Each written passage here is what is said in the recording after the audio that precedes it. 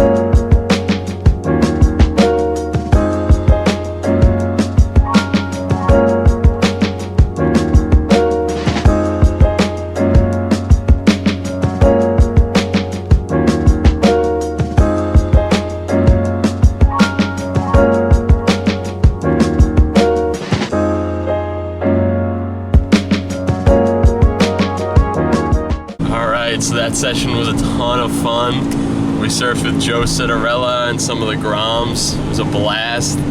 The wind was like side shore with maybe a little hint of north in it, but it was pretty choppy out there, a lot of wind. Like you can see right here on the bay even, there's some white caps. Pretty cool colors too.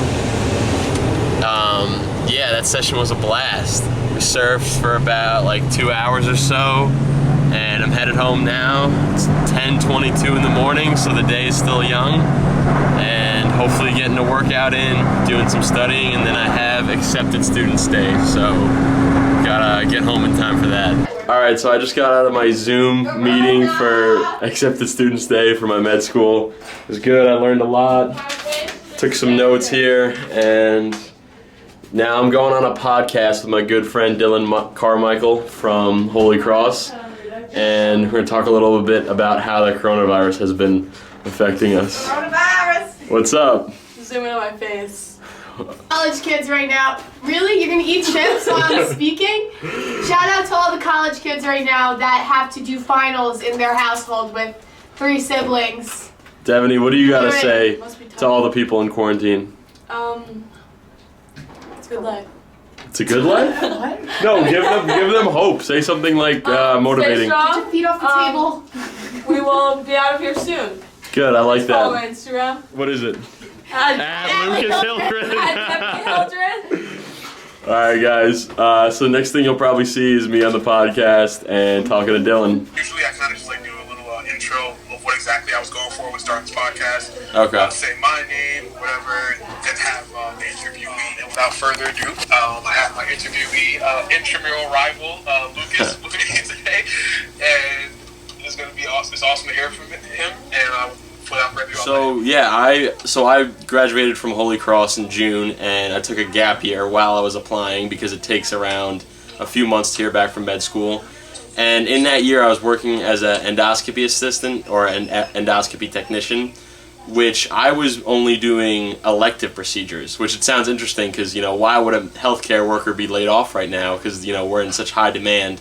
But in my situation, I was a few months into my job, and we only do elective procedures.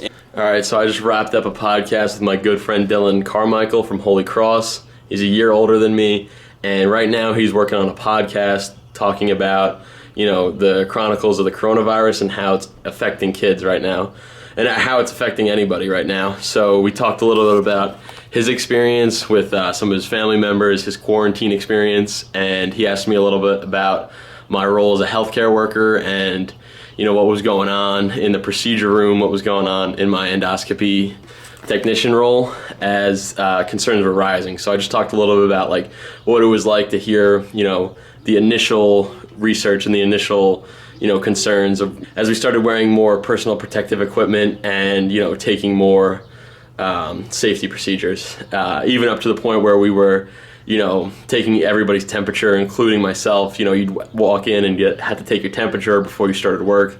So a lot of interesting stories on there, and he's a really good guy. Podcast should be coming out next week, so definitely check it out. And I think this is going to be it for the day, so we will see you tomorrow.